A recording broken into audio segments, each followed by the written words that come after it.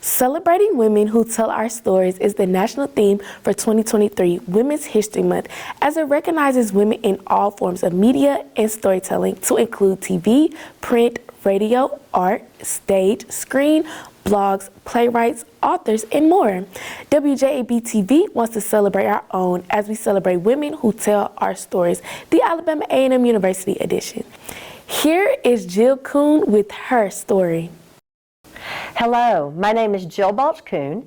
I am an assistant professor of performance in the Department of Visual, Performing, and Communication Arts at Alabama A&M University.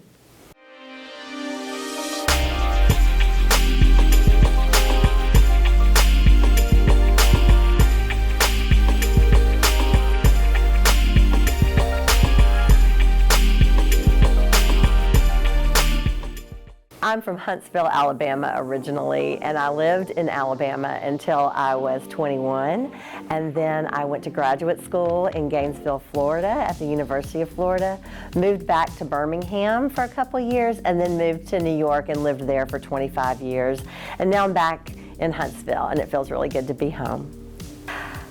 I feel like success comes when you're prepared, right? That's one of the things that we learn about. If you're prepared, then you don't have to get ready. So I've spent a lot of my life trying to study and prepare and get ready for any kind of opportunity that might come up for me in the arts.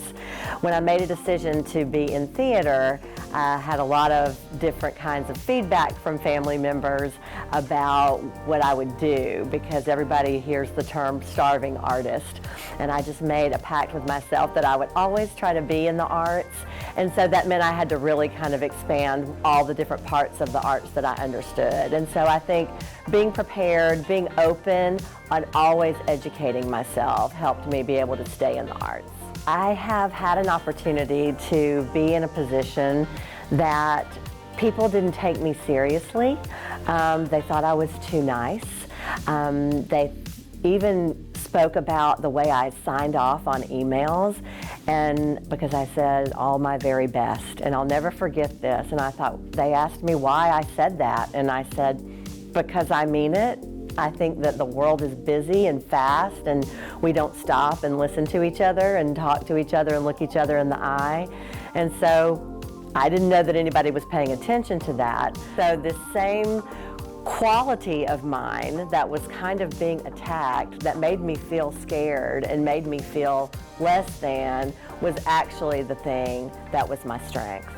And I learned that. So that comes up for me often, where people say, oh, you're too nice. Oh, you're too this. And I just don't want to be any other way. I don't think I'm too nice. I think I'm smart, and I think all of those things, but I don't think that's really great constructive feedback either. So I learned not to take that to heart, and that that's not a bad thing. There are many women that I've been lucky enough to be around that were my leader, and I have just watched and been able to be in positions where I might be supporting them in the public or in a meeting, and I've just watched and seen how they hold space and how they don't apologize. I think a lot of times the world wants us to apologize for being women, and we're awesome, and we have great, wonderful feelings, and we know how to navigate them. And so I watch people use that and fuel that as passion and share that passion in public spaces where it makes an impact on people and people want to be on that train. We have to remember when we're in business that we're still us, and that we do have to check on each other and make sure we're okay, and that we know we got it.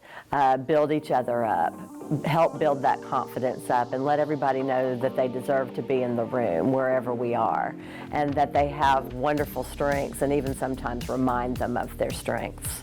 I'm not always great at taking care of myself. I've had a couple of moments called getting God smacked, that's what I call it, where I have not taken care of myself. And so one of the things that I've learned to do is I became yoga trainer certified, and so I always can rely on breath. I can always rely on yoga.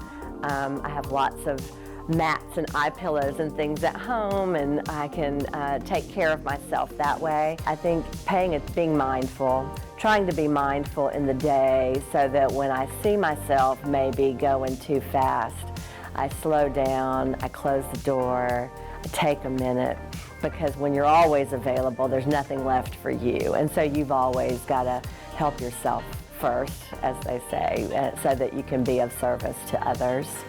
All of the future generation of women leaders need to realize how amazing they are and that they know stuff that we didn't know. They know how to use social media, they know how to make content, they know how to present themselves in ways that we never did, or that we've learned. I know that I personally have learned from them.